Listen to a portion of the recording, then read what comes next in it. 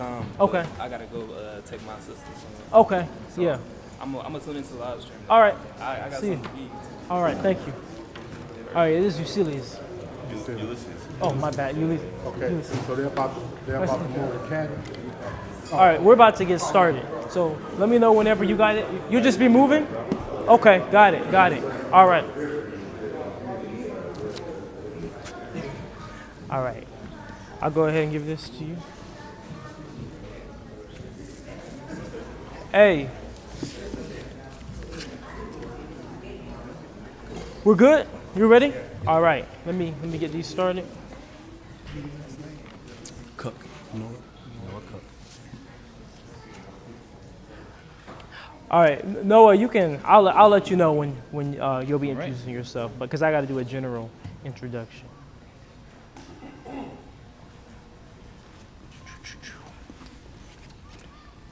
All right, here you are. All right, let's give a round of applause to Julian.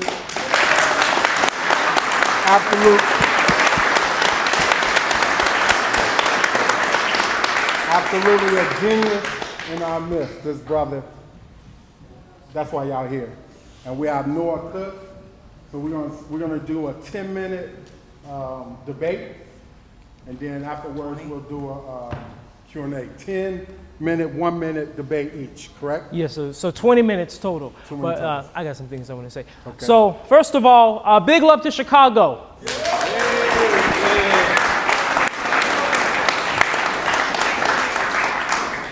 Big love to Illinois. We got people here from Wisconsin, people from all over. So thank you all for making it out, and thank you all for your support.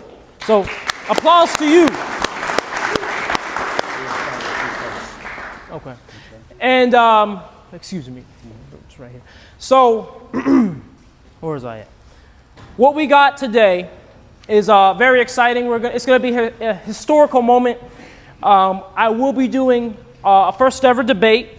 So you all will be tuned in for that. But also, a little bit later, we're going to have a Ford F-250 1997 that runs off of diesel. I'm going to put my plastic diesel for the first time inside of a Ford F-250. And on top of that, we're going to have, somehow, we got lucky and we got somebody with the exact same truck, exact same year, exact same engine. So we'll be able to do a side-by-side run to see how real diesel does versus plastic diesel.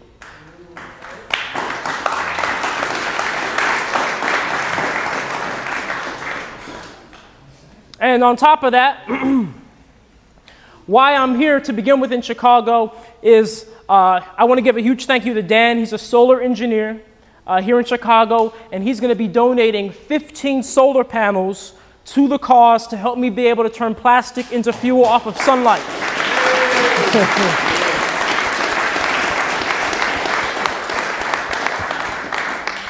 And I want to give a huge thank you to Damien here. He has connected me with many people in Oak Park and gave me a place to stay. Huge thank you to Damien.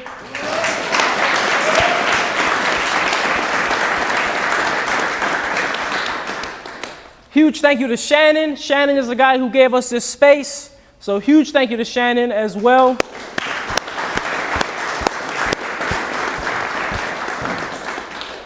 And huge thank you to Noah here. Noah is actually a critic of my work, and he has come up, and he is the contestant in the debate. So thank you, Noah, very much. I know it takes some courage, so thank you, Noah.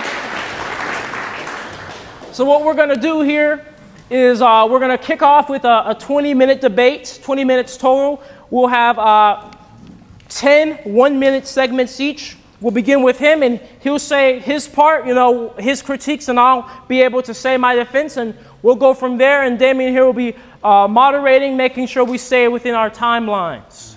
All right, so thank you all again, and you guys ready? Yeah. All right. All right, first off, got to do an opening statement. I want to commend Julian, what he's built both in terms of machines and a massive audience. It's genuinely impressive. The drive, the determination, the sheer willingness to do the thing instead of talk about it, it's rare and deserves respect. We need more people like Julian, people who build, who get their hands dirty, and who try to solve big problems head on. It's easy to critique from the sidelines and much harder to cut steel, wire up electronics, and build a platform that inspires millions. Now, I want to be honest about something. I believe this is Julian's first in-person debate, as it's mine, and I'm not under any illusion that this is an even playing field. He has a large, passionate following, and I expect that just by showing up to challenge some of his ideas, I'll probably get insulted, online and maybe even in this room, but that's okay, because Julian deals with plenty of that himself. I don't come here to win anything. I came here because I want to see Julian win, long term. I see someone with tremendous potential who's made some decisions that I think are expensive and uninformed. And I see that. And when I see that, I speak up. Not to tear anyone down, but to offer perspective. Today I feel lucky because Julian's here in Chicago and we get to have this conversation face to face. No filters, no algorithms, no comment sections. Just two people with different views trying to find common ground. Online criticism, especially anonymous criticism, is easy to dismiss, and it should be. But this isn't that. I'm in here in good faith to ask some hard questions, the same ones I've seen echoed across his comment sections, and hopefully to create some teachable moments for both of us. In fact, part of the reason I'm here is to practice something called the 10th man rule. The idea if 9 people in a room all agree, the 10th has a duty to disagree, to pressure test the consensus. And that's what I'm doing today, offering the opposing point of view, not to attack, but to strengthen the conversation.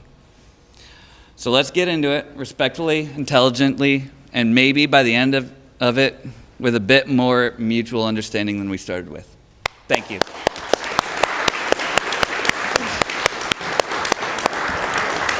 And everybody, I just want to make a quick statement. It takes a lot of courage to come here like Noah has. And so, I understand, of course, you guys support me, but if he makes a good point, cheer him on, clap for him too, because, you need both sides, both polarities of everything for something to grow. And so I very much respect him for making it out. Think about how many people sit back and talk, but wouldn't have the balls to actually come out here and do a face-to-face debate. So once again, applause for Noah, and let's get this thing going.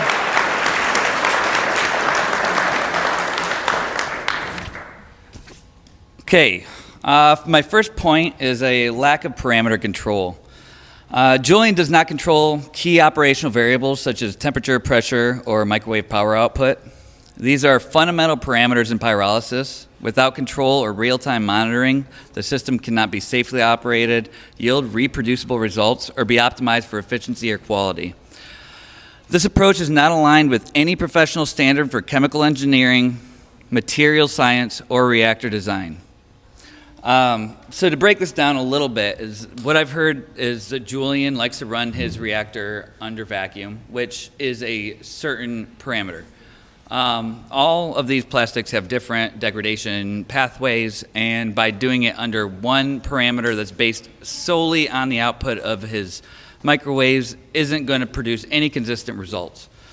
Usually with lower temperature, pressures and temperatures are directly related.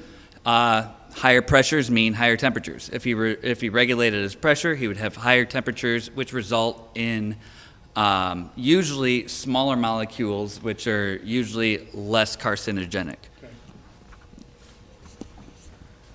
We started? All right.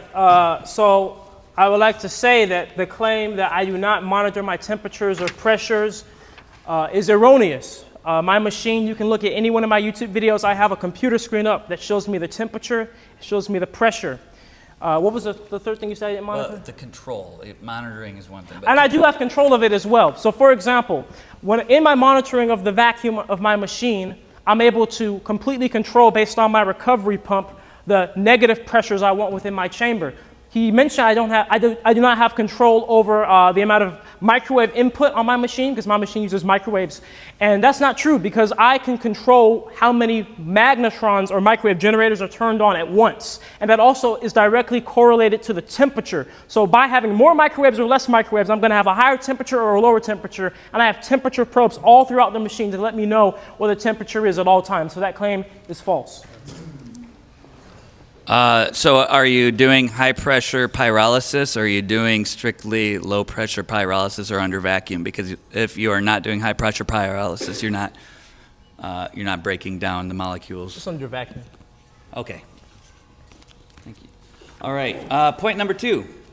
Burning unknown fuel. Julian is burning the fuel created by his reactor without proper chemical characterization. Only a single analytical test has been shared, and that test showed over 6% benzene content. Benzene is a group 1 carcinogen, and that's 10x above the EPA long-term limits for fuel. It also had high levels of styrene and benzene derivatives. It's a dangerous fuel and is not considered a viable alternative to any fuel. Despite this, he has shown no true filtration or catalytic cracking. The activated carbon and alumina and zeolite does nothing to absorb anything selectively out of his hydrocarbon path. It's not at a high enough temperature to crack anything catalytically. So there's very little emission treatment, and he doesn't do any regular compositional analysis to confirm this.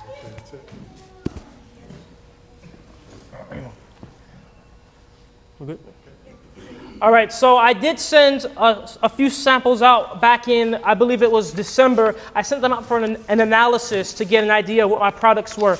And I haven't done an analysis for that same lab since, because that specific lab, they had a machine that limited their analysis to only showing the products that come over at 90 degrees C, which is about 170 degrees Fahrenheit. So that means they only heated up my products to 180 degrees and analyzed the vapors that came off at that temperature. And that's not a good analysis, because that's only going to let you know that specific temperature. But when you put a fuel in an engine, it's reaching temperatures up to like 600 to 1,000 degrees Fahrenheit. So I need an analysis done that shows that, a true emissions test in the true type of combustion. And so I actually already am in the works of that. I have a lab in Washington and I have a lab in Houston that I'm sending samples out as soon as possible so we can get the exact true analysis of the full spectrum of my products. That's perfect. That brings me to the next point, which is the neglect of basic analytics. With the grants and funding received, Julian could easily purchase a gas chromatograph with flame ionization detector for around $5,000. There would be other expensive, like standards and setting up for injectors, potentially head-based samplers, but those are necessities if you're going to be doing this type of process. This would allow him to conduct daily routine fuel analysis. Probably every 10 minutes he would be able to see what's in his fuel. This would allow him to characterize his fuels accurately, identify toxic or undesirable byproducts, and optimize his process on a daily basis. The person that you talked about, Mass Spec Everything, he's open to all of this, and I would imagine that he could help you source the correct equipment, standards, and methods. So the reason why I have not spent the large price to purchase that type of equipment to do my own analysis is because it's very expensive and I am trying to optimize my machine. So for example, the reason I'm here is to get it to run off of solar. And on top of that, I want to make my machine continuous. I'm doing it all by hand, all by myself. And until I have those specific parameters in place, have it continuous, all the power I want, the variables I would get if I spent $6,000 on a machine, it would change the moment I do the upgrades I want to do. So I always saw it as, let me prioritize finishing the machine, getting everything I want done first, and then I can... Let me finish. So let me prioritize finishing the machine first, and then that way, when I do an analysis, whether I'm sending it out or doing it myself, it can be actually accurate to the machine at its full potential and full capability. But despite that, I'm still sending out samples in the way how it is now so I can have a comparison when we have it off of solar. Okay. I'll skip over then to false claims about continuous operation. Argument Julian refers to his reactor as the first continuous microwave pyrolysis reactor, but in reality, his system is batch-fed or semi-continuous at best, lacking real-time feed and discharge control. This is not a continuous reactor by any accepted technical definition. Making this claim misleads funders, collaborators, and the public. I can give some examples, and up here and on that back table, there's an actual couple continuous microwave pyrolysis reactors that you can get off of Alibaba. Those are false claims, and with the continuous feed, he could save $1,500 on the flanges alone for a pretty difficult feed system with bridging, gapping, and everything. That's all got to be under pressure. Okay. Ready? So, first of all, I never said that I have the world's first continuous microwave pyrolysis reactor. I said I have the world's first handmade continuous microwave pyrolysis reactor, meaning one person made it themselves in their backyard or with limited material, not $1 million, billion-dollar budget, not a whole bunch of equipment. I did it by myself, and that's what I meant when I said that statement with all those words specifically in that order. Is it continuous? And yes, you're right. By technical definition, it's not absolutely continuous, because for it to be absolutely continuous means that it has to have systems in place to where it can basically all run itself, right? But it's basically the guidelines to that, because the only difference between making it completely continuous and how I have it now is to have the big budget, to have the computers and the PLCs in place to do that. So yes, you're right. By technical definition, it's not continuous, but nobody can take the fact away that a semi-continuous handmade microwave pyrolysis reactor was built. That is impressive, but the definitions are starting to change. I will say that there is an over-engineered, inefficient feed system.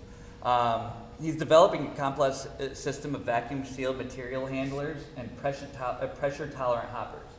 This is intended to feed fluffy, shredded plastic, which is difficult to move under pressure, low density, and prone to bridging and clumping. Yet for around $3,000 or less, he could buy a shredder and plastic extruder. He could melt the plastic and pump it in as a dense, uniform stream into the reactor. This stops so many different issues that he will come across. Different contaminants, the difference in the volume. He would be able to control a stream for actual continuous processing. And also, he's doing about 5 to 10 times the volume of the reactor that he would need to with molten plastic. 1 pound only needs 1 liter of volume compared to the 1 pound to 5 to 10 liters that he's using on his reactor. Ready?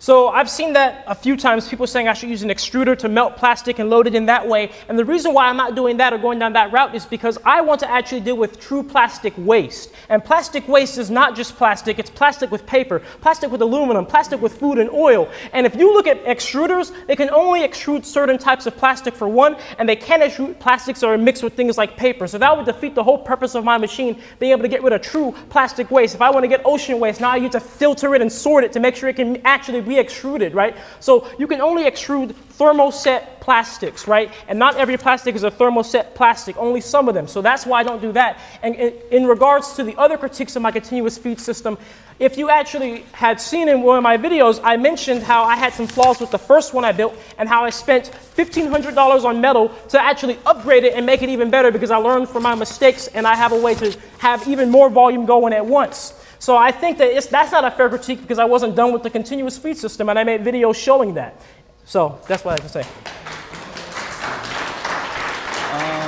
Missing one page here. So scaling up without bench testing is a big problem, and trying to move on to continuous feed system. Julian's rapidly scaling up to larger semi-continuous systems without completing rigorous bench scale testing.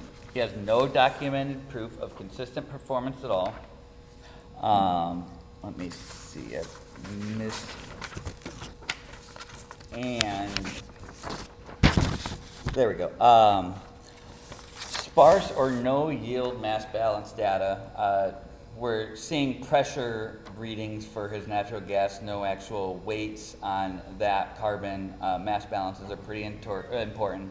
And toxicity and emission profiles, which would be able to be found on a bench scale before going into a large system that potentially creates more poison. When you're scaling up, you're going to become a target of the EPA. Skipping bench scale validation undermines reproducibility, process understanding, and scientific legitimacy. I've got some pictures of bench scale stuff that you can look at on either of these tables. Ready? So in regards to what you said about the EPA, I've actually already been in contact with the EPA directly. They had no problem with what I do because, as I always say to everybody, my machine itself has 0 emissions. The only emissions come from when you burn the products from the machine. And so with that, it's a completely closed and captured process, and that's one of the power points of it, because no matter what— Are you burning them today? What was that? Are you burning them today? Sorry. No, I don't. I do not burn my fuel products every day, if that was what you said. But that's so in terms of burning it today, how are you supposed to know if it works in the engine without burning it? It's that analytics. Simple. And well, you can do analytics, but it doesn't say how it burns in an engine, right? Because engines all operate very differently, right? Different lubricosities, different specific gravities, all these different things actually pertain, or even the flash point, right? That's what makes gasoline and diesel different, right? So you have to know how it burns in the engine, and guess what? It's either me burning it here or they're gonna burn it somewhere else. And well, I don't have enough time to go into. Yeah. 60 seconds, John. I thought that was a last one. One more. Okay. To finish up, sorry, can I have like 10 seconds to find my last page? I kind of mixed up a little bit. Okay.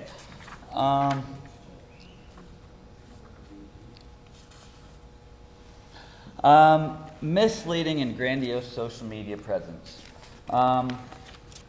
Julian's videos present highly dramatic and stylized visuals and inaccurate marketing terms, use misleading technical language, and promote unverified claims. He avoids discussing real technical limitations of pyrolysis, acknowledging toxins, emissions, or energy balance issues, posting yield data, energy inputs, or mass balances. This public-facing strategy misleads the lay audience, undermines trust in real scientists, and distracts from viable solutions.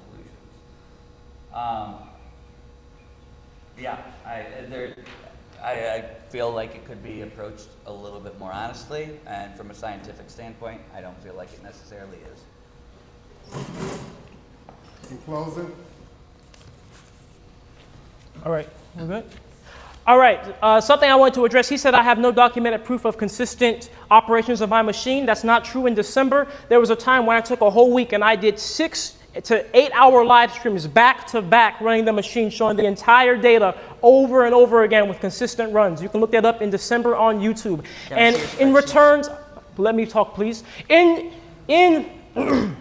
what you said about emissions and burning things, we'll say it like this. When plastic is left outside in the environment, it is going to release ethylene and methane. Methane is, of course, a horrible greenhouse gas and has a half-life of over 12 years. You said that my fuel has benzene and styrene in it. Benzene, if that were the case, when it's combusted, only emits CO2, carbon monoxide, water vapor, and soot. None of those things are particularly harmful. Styrene at worst is an irritant. Styrene also only has a half-life of about 6 hours. Benzene only has a half-life of about 12 days. So we're way better off turning plastic into fuel just by half-lives of chemicals alone than to just leave it in the ocean and leave it in landfills.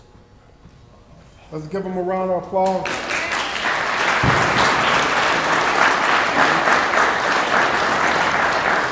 Thank you. So now we'll open up for Q&A. Anybody have any questions? I just wanted to point out. One sec. Honored. I just wanted to also point out the fact that a catalytic converter is basically doing the same thing that he's trying to do, except it's done with all the wasted fuel that we waste in our automobiles. The most efficient today running at only about 28%.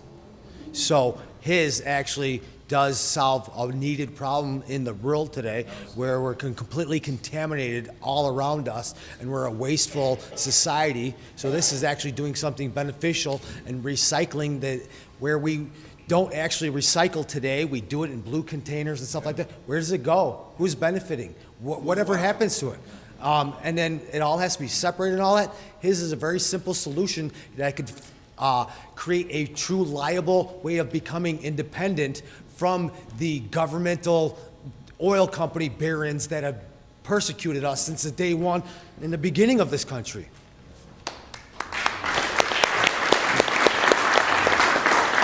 I'll tell you where it goes. He'll give you the mic. The last vacation you guys been on, anybody ever walk on the beach and see all of the plastics?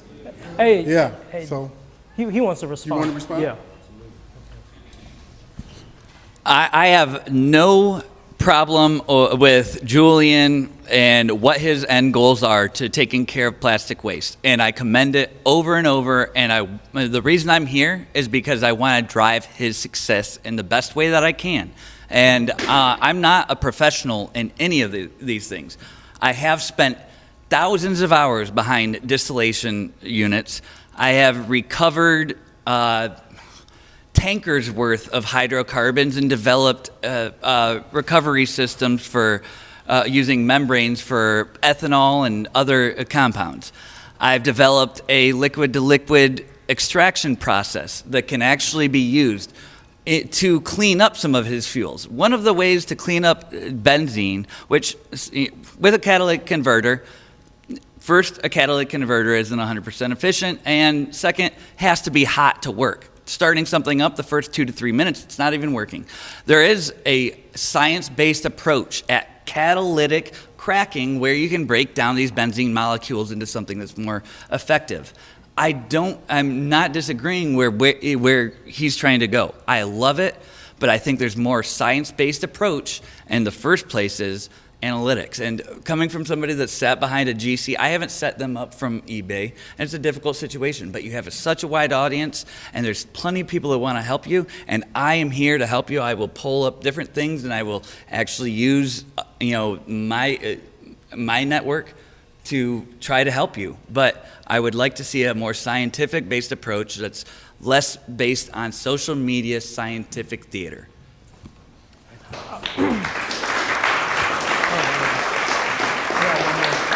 Wait, I'm just gonna make a statement. So first of all, huge thank you, Noah. Let me shake your hand. I don't need that guy. Yeah, what'd you guys think? You guys like the debate? Yes. Yeah. So, I mean, it's all thanks to Noah because he stepped up and once again, just like he said from the beginning, it's all about improvement, and improvement you need the support and you need the critics, and because being critical is a form of support too. Can I add, more than you need critics, you need collaborators, and you need help. Nothing is done alone. Julian's done so much alone, but there's a wealth of knowledge from everybody here, and everybody should be able to contribute. So, honestly, I've been following you since you had about 200,000 viewers. Oh, if you want to, you could sit. 200,000 viewers is about what you had. Yeah. You had about 200K, somewhere around there. I've seen growth, and first of all, thank you. You actually, for me to follow you and be so I don't know what the hell you guys are just talking about. I don't. Right? I don't know if anybody else could feel from that, but what I'm saying is your passion for you to MacGyver these things, bro, and do the things. I've always said, I don't know if you pay attention to me, probably don't, but a lot of people are always protect him, because your value is something that we really cherish. And it's crazy because we're on social media. Normally we'll walk past you, right, and see you in person and see your worth, right? But that's first thing. I'm really here, secondly, to invest. I want to see it for myself. Show me so I can see it for myself. And I think as you go along on this tour, it's going to bring nothing but success. And as I told you earlier, we will protect you, all right? Thank you. That's what's valuable.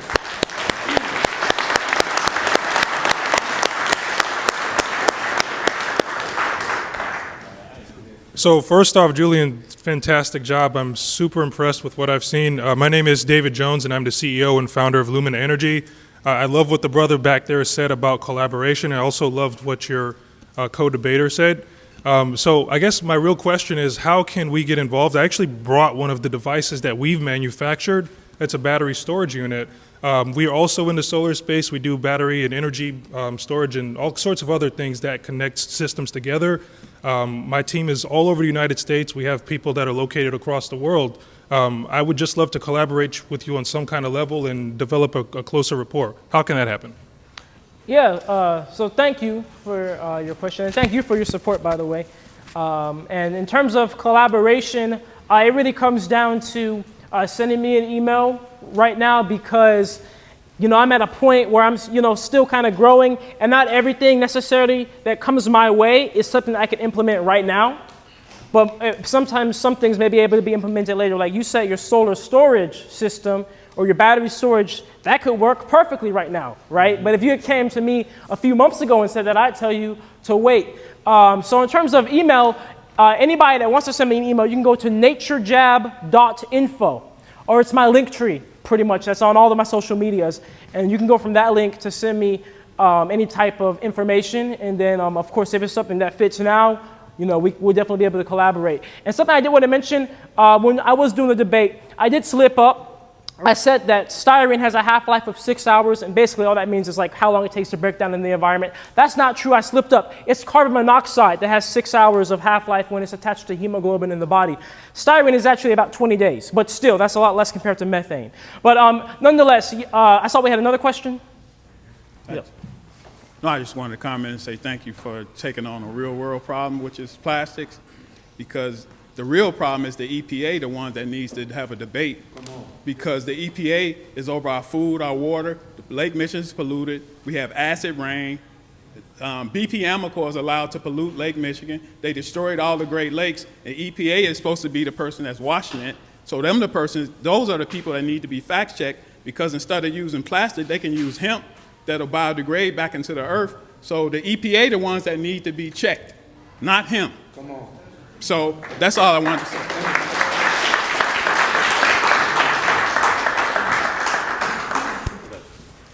I just like to, like everybody else, thank you for coming out.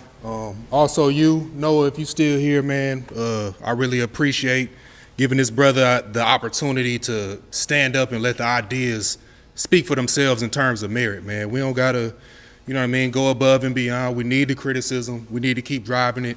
My question is, how do we keep this for us? I'm in North Lawndale. It's trash everywhere. I'm a computer scientist, 5 years in robotics. I work with PLC. How do we advance this? Can we set up little, things in the neighborhood where people can do and set up for themselves?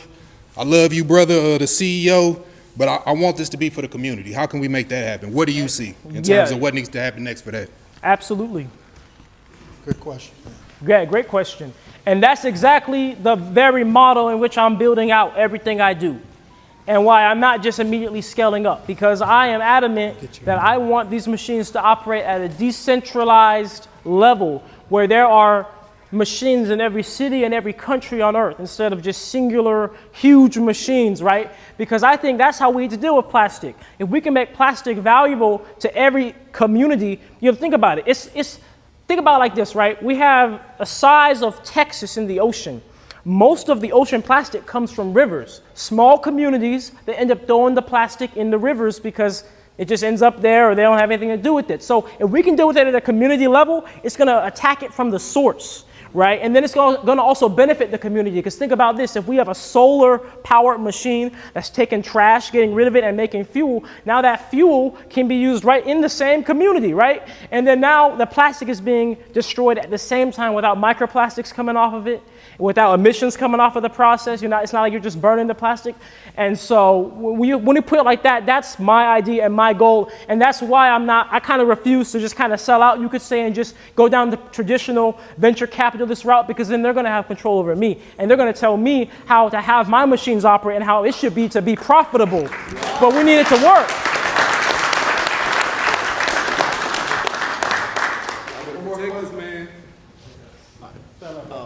How you doing, brother? So just like the brother said. Hey, can you speak up? Oh, sorry, I got a low voice. My bad, dog. Yeah. Yeah, because they need to hear you too, though. All right, for sure. Yeah. So just like the brother here said, I'm more interested in like the community for sure, and like using this as a political and economic like leverage for us. So on the ground level, in the event that a program was to be started where we can collect the trash, what type of plastics are you looking for, and like the quality of them, as well as do they need to be cleaned, and and finding a way to ship it down to you, as we are in different states.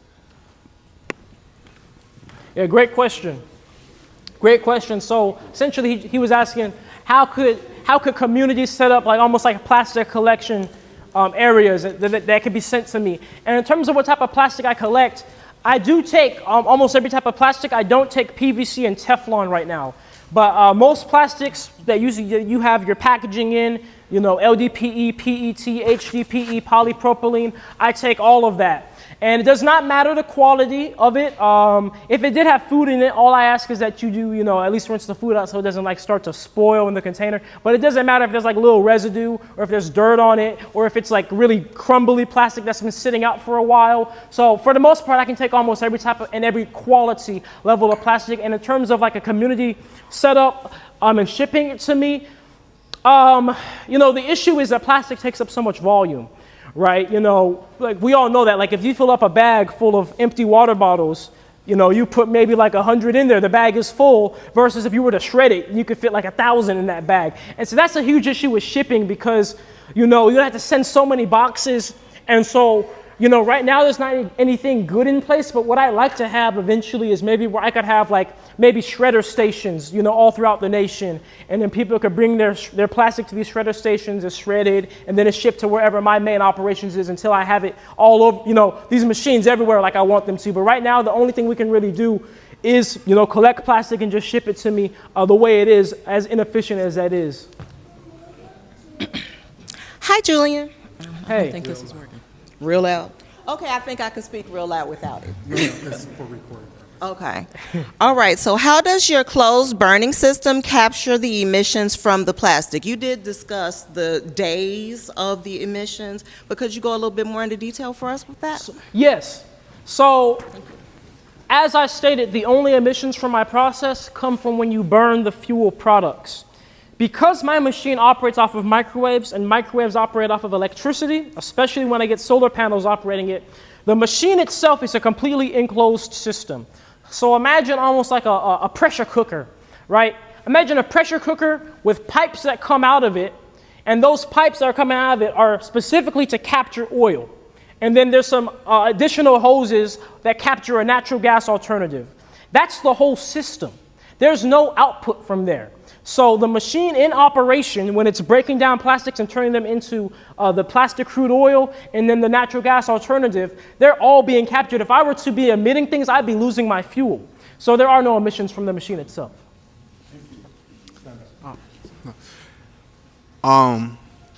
Thank you for what you're doing, sir. Amazing work. I hope you continue to do amazing work. So I know you just said that there are no like emissions in like the machine, right? But you said, can you repeat again what exactly goes into like the atmosphere, and does that break down into like a sort of plastic in the water that would rain? Okay, yeah. So I'll break down what I kind of went over in the debate. It was really brief, and of course I'll break it down in a way that we can all understand. So when I was going over, I listed benzene, styrene, and then I think that was what I listed. And so those are components of my fuel, but they're also in almost every fuel in the world too.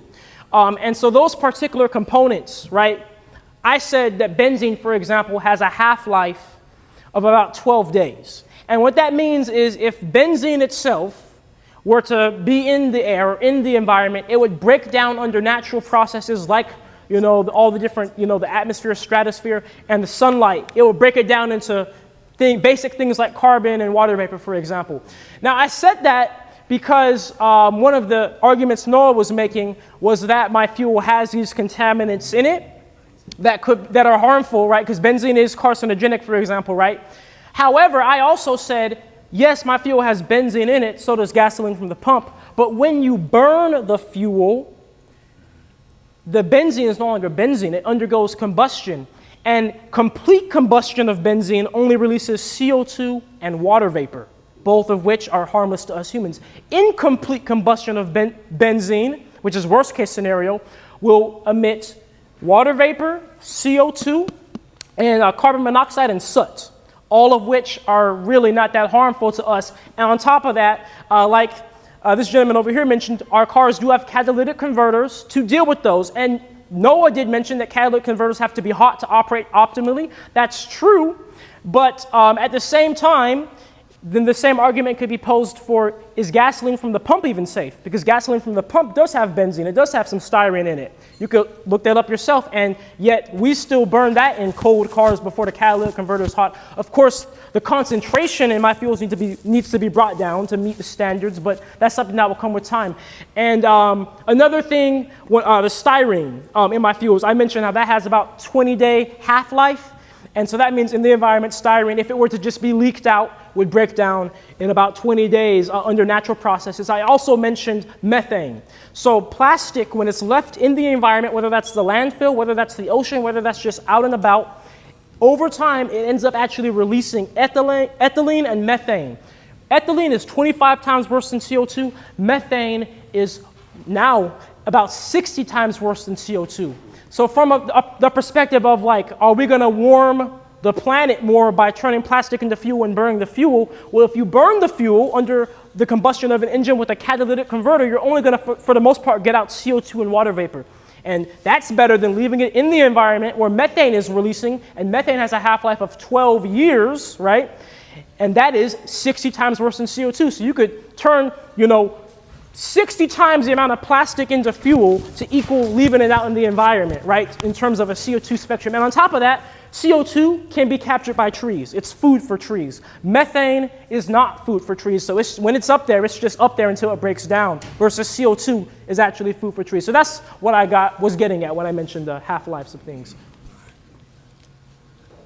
Hey, so I'm sorry if I missed it, but I wanted to see, once your machine is complete, how much plastic do you think it could hold compared to city levels? So city, neighborhood, village, that type of thing. Great question. So my current machine, Mark 4.5, I want to get it up to 100 pounds a day. And that will be, of course, with it being the way how it is, semi-continuous, and myself operating it at the size it is. But the goal is I want to be able to get machines, I want to get a machine that could do a ton a day, minimum. That's Mark 5, the next machine. And so then the goal will be, okay, if I can get that machine perfected at that size and scale, when we need more plastic, we just can have more machines because they take up a pretty small footprint. Like, for example, my current machine, we probably could fit about, I would say 40 of them in this room. Well, maybe not that much, probably 20.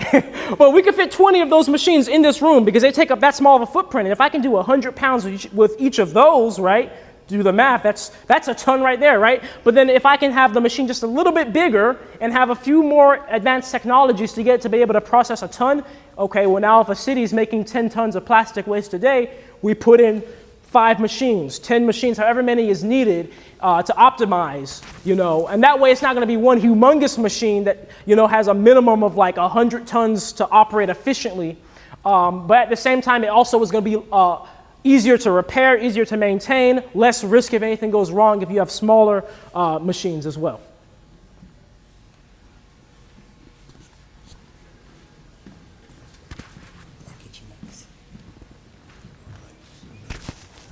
Whenever you burn the fuel, is it complete or incomplete combustion? So that's a great question, and it depends on how it's burnt. So if it's burnt in an engine, engines have the O2 sensors, they have computers to get the combustion, the fuel to air ratio or the stoichiometric ratio as close to perfect as they can. So the combustion inside of an engine is almost complete for the most part. Let's say if I just put some fuel here and I burn it in a plate, that's incomplete combustion. You'll see black smoke come from that. That's the same with gasoline, diesel from the pump, EPA approved, even biodiesel. If you just burn it out in the air, it's not a proper fuel-to-air ratio, and it's incomplete combustion, and you have the worst type of emissions come from that. So it really depends on how it's burnt. And so just for reference, concerning the EPA and gasoline, gasoline is only EPA approved when it's burned in a car with a catalytic converter. If you were to burn gasoline the way it is, or even when you burn it in lawn equipment, the emissions that come out are not EPA approved. Those emissions do contain certain harmful chemicals like benzene, for example. Now, most of those, like we went over, they do break down over time, the half-life in the environment, but that still is an issue.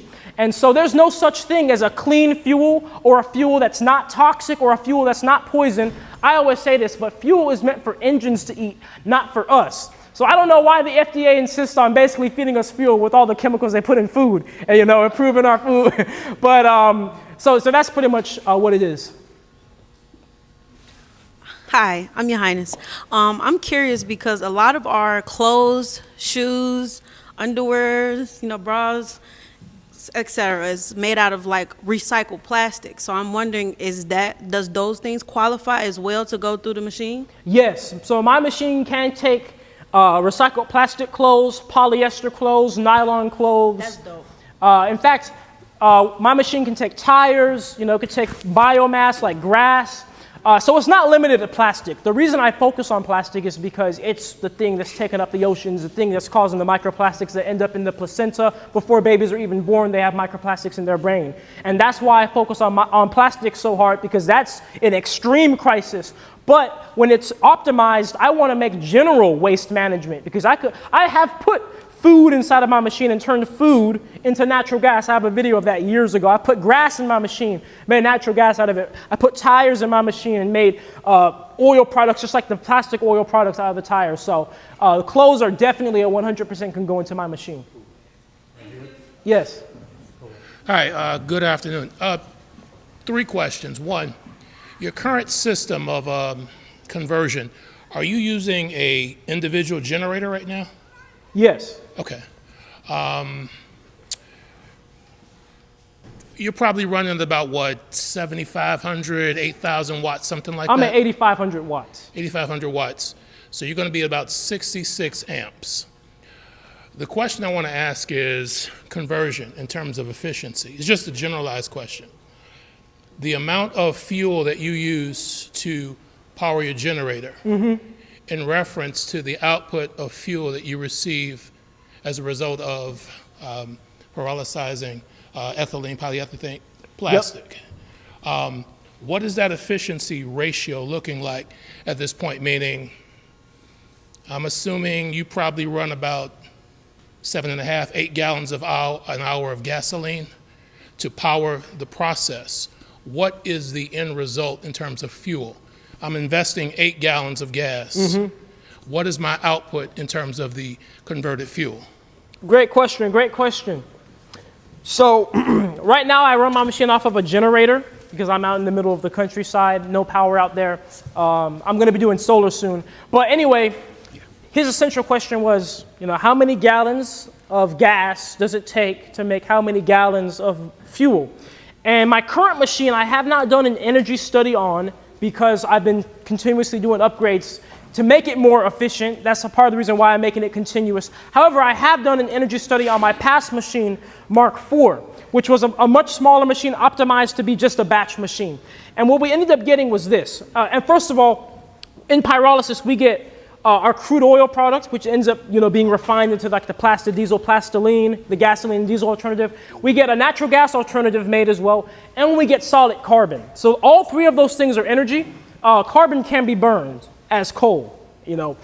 So all 3 of those things are energy. So in my Mark IV machine, I did a run where I put in 48 kilowatt hours of electricity, or not 48, 25 kilowatt hours of electricity. So that's 5 kilowatts per hour of consumption.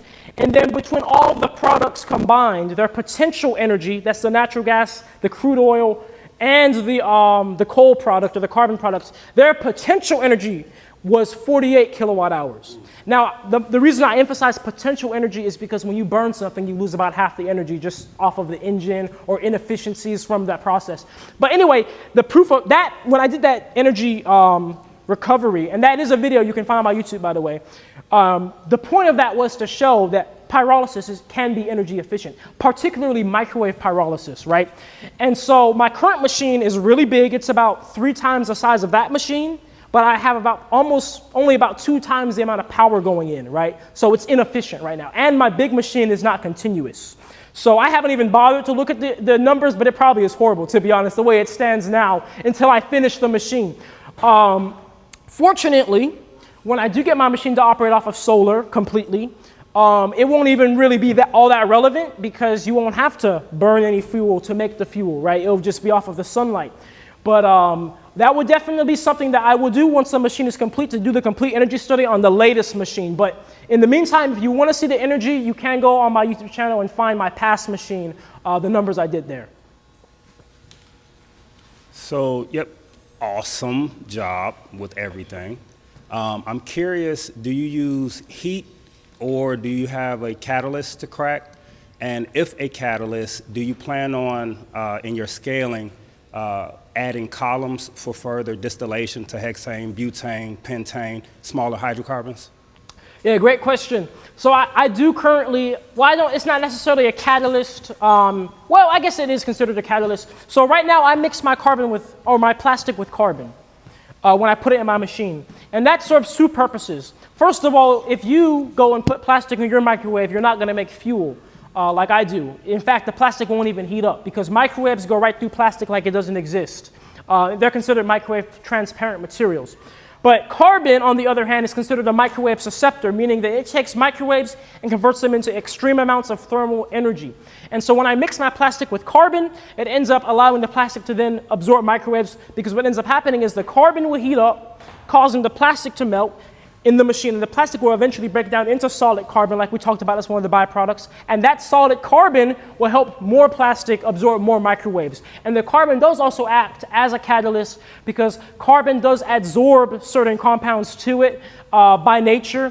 However, the effects of the carbon catalyst, I haven't studied them myself in my machine because I've just always done it, right? I've never done a run without carbon, so I can't tell you the difference in products with or without it.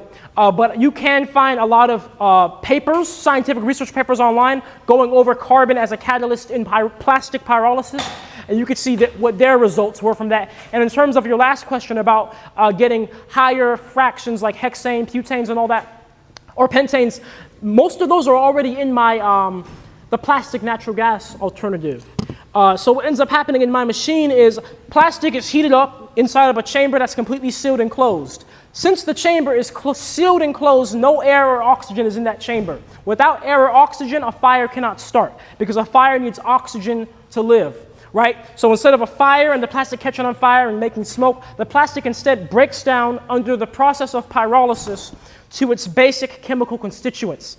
Plastic is made of petroleum, so it ends up breaking back down into petroleum. It becomes a petroleum vapor.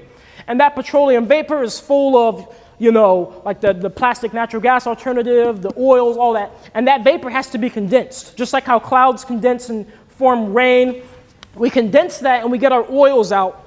And then there's some vapors that never turn into oil. They're permanent vapors. And those vapors are what you were saying, like the hexanes, the butylenes, the butanes, the propylenes, all those which are very similar to the composition of natural gas. And those I end up compressing into my tanks. And then I use those later to actually refine my crude oil product. Because when I get the plastic out the machine, it's a mix of all the different oils together. It's a mix of like the plastadiesel, the plastilene, the plastikerosene, all in this this mixture. Almost think about it like Coca-Cola, right? There's water in Coca-Cola, but the syrup, the color, the sugar is all mixed together, right? You can't just separate that out mechanically. You have to do something called distillation. And that's the second process of my machine, to actually refine this mix of the crude into specific fractions that resemble gasoline, diesel, and jet fuel. So my question is, I know you mentioned that like you don't accept Teflon right now. Is it just because of the process it's not able to like break down Teflon? Because I know it has like forever chemicals in it, and like that's a big concern of mine. Or is it something that eventually will be able to be treated and turned into fuel? Yes, absolutely. So the reason why I don't want to take Teflon or PVC in my machine is not because they can't break down Teflon or PVC. It's because my machine will absolutely break down Teflon and PVC. And if you look at PVC, it's polyvinyl chloride because it has chlorine in it. And that chlorine, when it's separated from the plastic, when it's broken apart, it's going to end up putting chlorine in my fuel products. And chlorine is considered a halogenated element, meaning that, you know, unlike, let's take, for example, benzene. Benzene is made of carbon and it's a hydrocarbon, so hydrogen and carbon. I can burn benzene and it'll break down into water vapor, CO2 under complete combustion. Chlorine will not.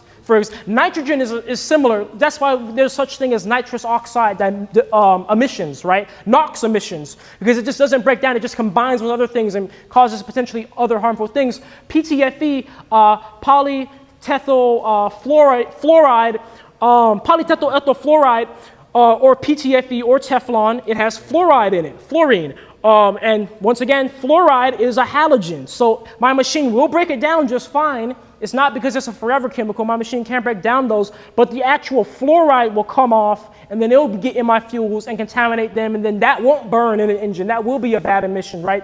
A very bad emission. And so it's not that it can never be done. It's just that I'm not going to put those in my machine until I do have what Noah was saying, an actual on-station analysis, so I can have filters and catalysts in place to make sure I'm capturing the chlorine and fluoride for absolute fact before I ever, do engine runs with that, even for my own health.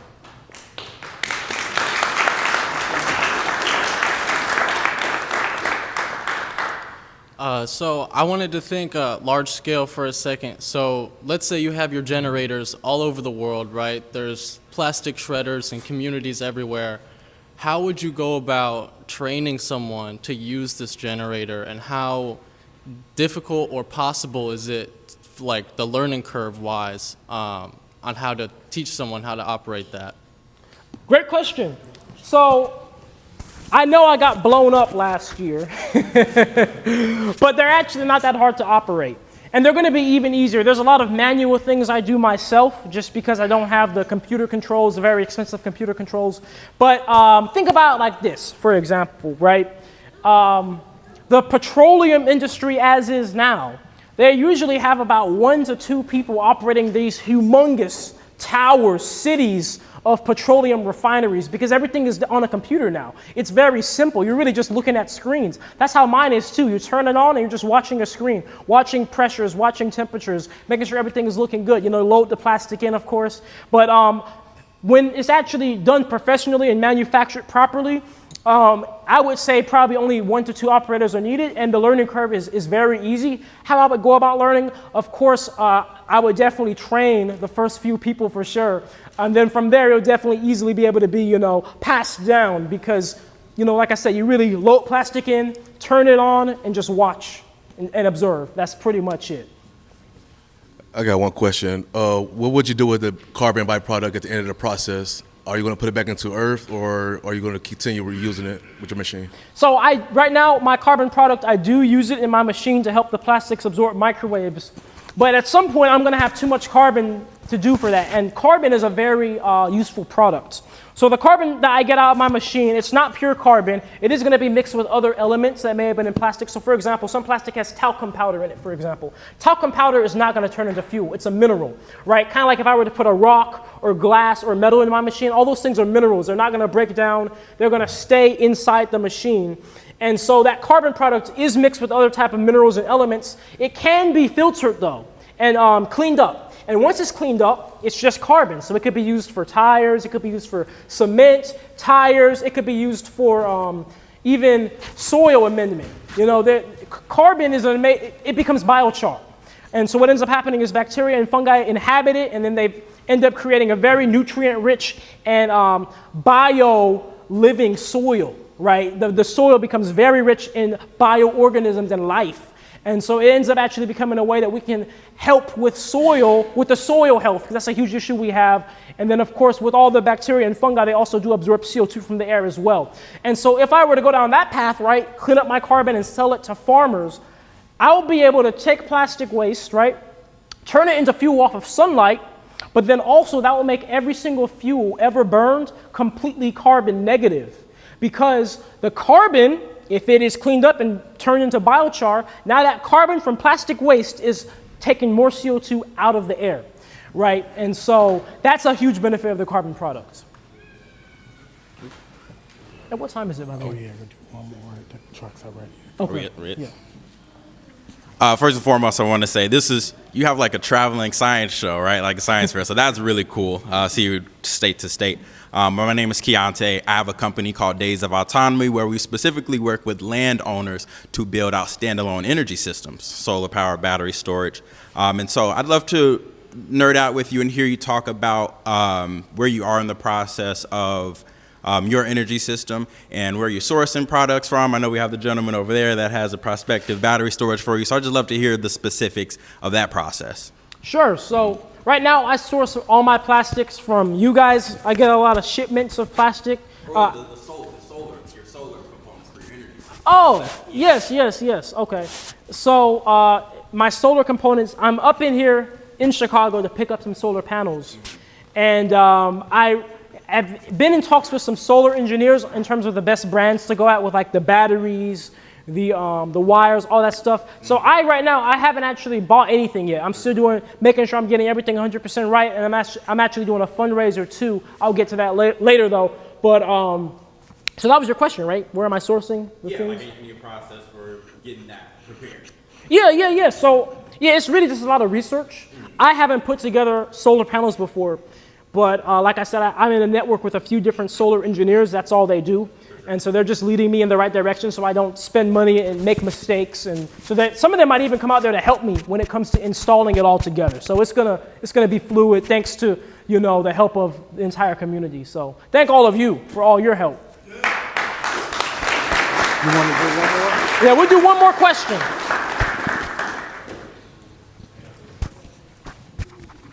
First of all, I'd like to give my respect to. Can y'all hear me without this? Yeah. Okay. Hey, you got it. It's for the recording. Oh, okay. Yeah. So first of all, I'd like to give my respect to you. I'd like to say thank you for doing the work. As a melanated man, we need men like you and like me, like all of us here, to do the work as men should do. Women too. I won't leave y'all out. So I'm going to say thank you and thank everybody for coming to support them as well. I did notice that you mentioned food, processed food. So my question is, would your machines be able to accept polysaccharide sugars? For those who don't know, that's basically like a chemicalized substance sugar. It's fake, synthetic trash waste, like guar gum, xanthan gum, like those things that they put inside the food. Preservatives and additives. Would your machines be able to turn that? Yes. So here's how it works. I'll break this down as simple as I can. So plastic, if you were to look at plastic under a really powerful microscope, eventually you would see what are called hydrocarbon chains, which are like really long branches of hydrogen and carbon. The reason why plastic is not biodegradable is because those hydrocarbon chains are so long that there's not a single bacteria or fungi that can break them down. They can't fit their mouth around this long chain. Plastic and tires and motor oil have some of the longest hydrocarbon chains there are. So those things really don't biodegrade for that reason. Literally everything else on Earth is under that. So if my machine can handle plastic, it can handle anything.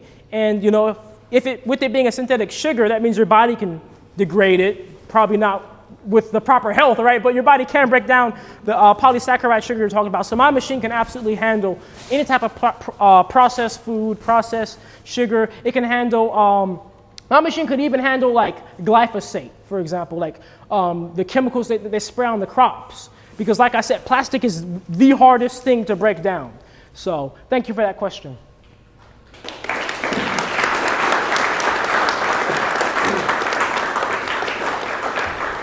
And we do have to move on from the Q&A because we do have a few other things we got to get to before we do our fuel test here. I do want to give a huge thank you to Tony and to Ulysses because they brought their trucks, and they both brought This is crazy how this worked. They both brought white 1997 Ford F-250s. I don't know what the odds of that are, how they both have the exact same color and year and model.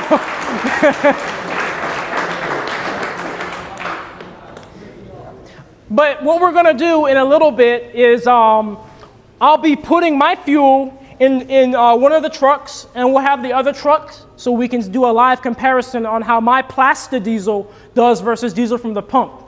And other than that, what we will do in a little bit now is we'll break out into an intermission. What we have here is we have vegan food. These are my Jabaroma deodorants. We have infused sea moss, and out there's a taco food truck. And yep, refreshments as well. And what I have here, to anybody that wants to help me raise money, because of course I'm getting solar panels out here, huge thank you to Dan for that, but you also need batteries, wires, controllers. It's a ton, and you would know. It's a crazy. So I'm on a mission to raise $16,000 to get all the parts I need to operate my machine off of the sun. And so that's what this is here. We have this code to go right to the GoFundMe. So if anybody wants to support directly to the machine with my work, you can do this. And you can also support me with Jabaroma 2. 10% of all profits here do go to my research and development. But this is definitely the move for sure because, this is definitely a move for sure because I'm picking up the solar panels and I'm ready to go as soon as I have all the other parts I need. So with that being said, I want to thank you all for making it out, you know, wherever you guys are from in the state. And yeah, we're going to break out probably about